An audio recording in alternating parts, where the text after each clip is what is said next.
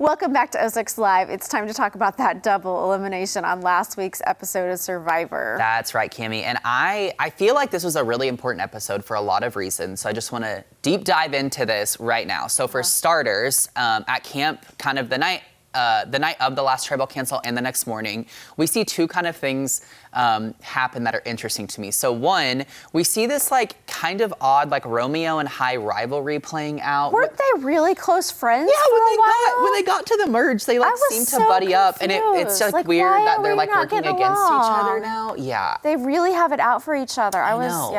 Yeah, so that was like kind of funny to see play out, and I'm interested to see if that continues or not. But anywho, I think the more important part of this is that also the next morning you see Roxroy talk to Jonathan and Mike, and they're kind of like, oh yeah, we need to make this all man's alliance and get the guys because there's 6 guys left and 4 girls, and so they're like, well, we have the majority or something. I think that's how it is. Right. And I love the sarcasm. They're like that's never been tried in the first 41 seasons. Yeah, and it is really funny because it's like Jonathan, Mike, and Roxroy are all in, and then you've got Omar and Hai that are like, oh, okay, yeah, and then they're like, yeah, we would actually never do this. So that made me laugh a lot. Yeah, me too. But this immunity challenge, Cammie, was kind of bizarre, impressive, like interesting I wanted to try it. Did you want to try that? I've always wanted to. That's like that. The perch they have to stand on, which is kind of like a triangle, and it's just like your toes that are standing there. And basically. It was really windy. There on the ocean. It was really windy, so the water was really rough. And this is a classic Survivor game. They've done this in a lot of seasons. We've seen this challenge before. I'm at a disadvantage because I haven't watched it like you have over the last 20 years. Yeah, it's always been a really good challenge in my opinion. Now the funny thing about this challenge, what I say is kind of bizarre, is we see the weather impact the challenge again, like earlier this season. And so like 6 or 7 of the 10 all fall off within under a minute is what Jeff says. Oh, immediately so they're all just, like, they started like falling left and right. Yeah. It was like, oh my gosh, okay. Now, something we forgot to mention is that this week they're split up in halves. So they were randomly selected in 2 different groups, and so 2 people are gonna get immunity and 2 people are gonna go home. That was a little bit confusing to me because I didn't expect that, and I guess that happened last season as well. It did, but you know, I just didn't, because I thought, well, they're merged now, and so I didn't realize that they're going to split them back up. Yes, and I think it's just a good twist to try and get more people out with the less amount of days happening these last 2 seasons. That makes sense. Yes, but so we see it kind of come down to Romeo and Hai on one half, and then Lindsay and Jonathan on the other.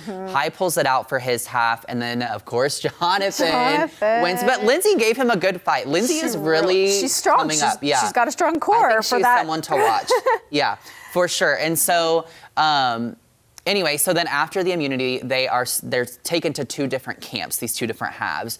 And we see like definitely new dynamics and new things come out in the game. So at first, one of the halves is like all the guys except for Jonathan, right? And you kind of think like, oh, they're just going to vote off Romeo because he's been kind of causing trouble and he hasn't really had the numbers on his side. Right. But then Omar, who is playing a really good game, kind of starts to plant some seeds. And he's like, but what if we voted out Roxroy? Because Omar thinks like Roxroy kind of has like a complex about him. He thinks he's running things and he doesn't really like that. Well, they've had a problem with him from day one, I feel like, because even early on, you know, he's the stay-at-home dad and he's used to being the dad and used to kind of, you know, giving people chores. And you could tell that he was doing that. So when you say running things, I could see that he really was kind of being a little bit overbearing, like a dad might. Yeah. And so I was not surprised at all to see that they might want him home. Yes. And I will say, this is why I think Omar's playing a good game, because wording is, I think, very powerful in this game. So like one thing we see happen, Omar pulls Hai aside and he's like, hey, if you wanted to vote Roxroy out, I would be down for that. Or he's like, or I wouldn't be mad about it, instead of being like, we're voting Roxroy out. That's a really good point. And that is so interesting. I'm like, strategic on your part. Yeah. So it was very interesting to see. Now, anyway, so both of these groups go to tribal. So you see the first group of these guys go first. Now, like I said, we think it's going to be Romeo, but Omar is able to flip it, and Roxroy is voted out almost unanimously, of course, except for Roxroy's vote. He was blindsided by the whole thing. Yes. But I felt like I wasn't, so. Yeah, I think they did a good job with editing on this, where it's like, okay, it wasn't that shocking. And honestly, I'm not that mad to see Roxroy go. Yeah. Now, where this episode gets just like really meaty. Crazy. Absolutely crazy. And I think this is a very significant tribal, is after the second group walks in, this group sees that Rocksroy is eliminated. One, they're very shocked. They were so shocked. Very shocked. And then it immediately opens up this kind of conversation with Drea and Mary Ann about implicit bias and race in the game of Survivor. It got heated. It got very heated. And I will say, I loved everything about this tribal council. And here's why. I think that it is a game, right? And it is a reality TV show. But at the same time, there's moments where they're filming where like real life steps in. And I think that's what's so important is, obviously there's differing opinions on social media, and a lot of people were confused because Drea had voted out Chanel the last time. Right. And so they're talking about race and implicit bias and all these things. And they're like, this doesn't make sense. But that's where I'm saying, like, the game or real life steps into this game at some point and things change, right? So it's like, yes, last week, Drea may have made a strategic move of voting Chanel out, which is someone that looks just like her. Yeah. However, now she's seeing that two people that look like her are voted out, and she doesn't want to be the next casualty or have Mary Ann be that next casualty in this game, because that's what's happened for years. Based on race. Right? Mm-hmm. Yes. And so I think that's what's so important here is these moments where real life steps into the game and things immediately change. There's a mind shift. And you see other people that haven't been sensitive, all of a sudden there's sensitivity coming out on them, you know, and I appreciate that. Yeah, absolutely. Now, what's crazy about this is because of this, Mary Ann and Drea both decide that they're going to use their idols, which last week we were talking about, we're like, when are these idols going to come into play? Yep. So they come into play because they're like, neither of us want to be voted out.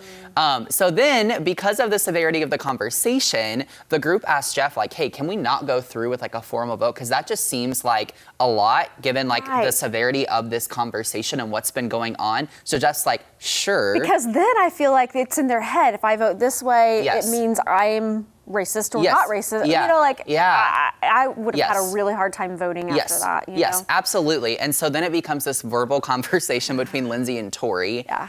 And pretty much everyone's like, well, we're just gonna vote for Tori. Tori then is like, well, I'm not just gonna like go down without a fight. So Tori walks up, gets her shot in the dark, which was fascinating. We've seen that played a few times this season. And every time they are not safe and they get voted out. I'm like, and she did. Yeah, I'm like, Survivor, this is the worst twist because it never works out. But yeah, so Tori goes home. So we see Rocksroy and Tori go home. There's 8 of them left. There's so much, I think, just like left in this season that's going to be really exciting. I honestly have no idea who's going to win. I still think it's anybody's game, to be honest. It is. So, I'm really confused at this point. I'm just going to sit back and watch it.